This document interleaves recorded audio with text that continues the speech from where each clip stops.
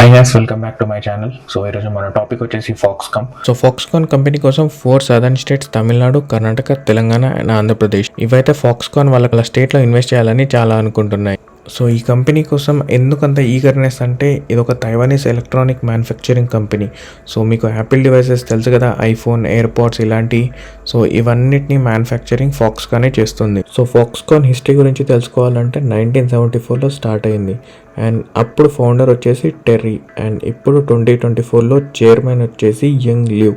So ఈయనకి పద్మభూషణ్ అనే award కూడా ఇచ్చారు ఇండియా గవర్నమెంట్ వాళ్ళైతే. సో ఇప్పుడు కాంపిటీటింగ్ స్టేట్స్ గురించి మాట్లాడితే తమిళనాడు ఫస్ట్గా వస్తుంది, ఎందుకంటే ఫాక్స్కాన్ ఆల్రెడీ తమిళనాడులో ఒక ప్లాంట్ ఉంది. సో దానిలో ప్రస్తుతం అయితే ఐఫోన్స్ని మ్యానుఫ్యాక్చరింగ్ అసెంబ్లీ చేస్తుంది. సో వీళ్ళకి స్టెబిలిటీ అండ్ ఎక్స్పీరియన్స్ అడ్వాంటేజ్ అనమాట. అండ్ కర్ణాటకలో tech driven eco system already ఉంది కాబట్టి వీళ్ళకి చాలా అడ్వాంటేజ్ అవుతుంది. థర్డ్ స్టేట్ వచ్చేసి తెలంగాణలో అయితే ఫ్లెక్సిబిలిటీ అండ్ ఫ్యూచర్ పొటెన్షియల్ చాలా ఉంది. సో ఫాక్స్కాన్ ఏం చేసిందంటే $500 million ని తెలంగాణలో ఎయిర్ బడ్స్ కోసం ఇన్వెస్ట్ చేసింది. సో ఎయిర్ బడ్స్ మ్యానుఫ్యాక్చరింగ్ ఇంకా అసెంబ్లీ మాత్రం తెలంగాణలోనే అవుతుంది. ఆంధ్రప్రదేశ్ అయితే వాస్ట్ ల్యాండ్ ఆఫరింగ్, సో చాలా ఇండస్ట్రీకి కావాల్సిన ల్యాండ్ ఆఫర్ చేయడానికి రెడీగా ఉంది. ఆంధ్రప్రదేశ్లో కూడా వీళ్ళకి ఒక ప్లాంట్ ఉంది. సో ఈ 4 స్టేట్స్కి అయితే 4 యూనిక్ స్పెషాలిటీస్ ఉన్నాయి.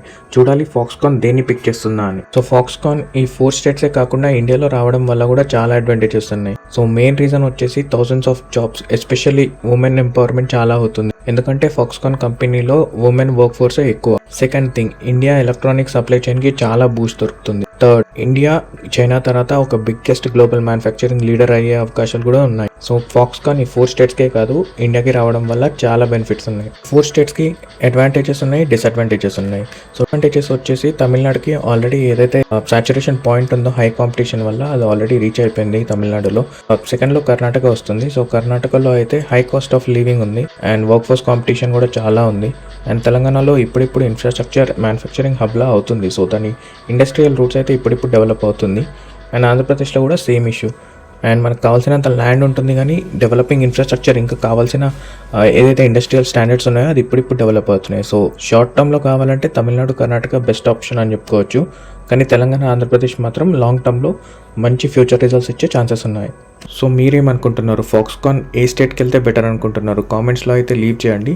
And don't forget to like, share and subscribe for updates. Thanks.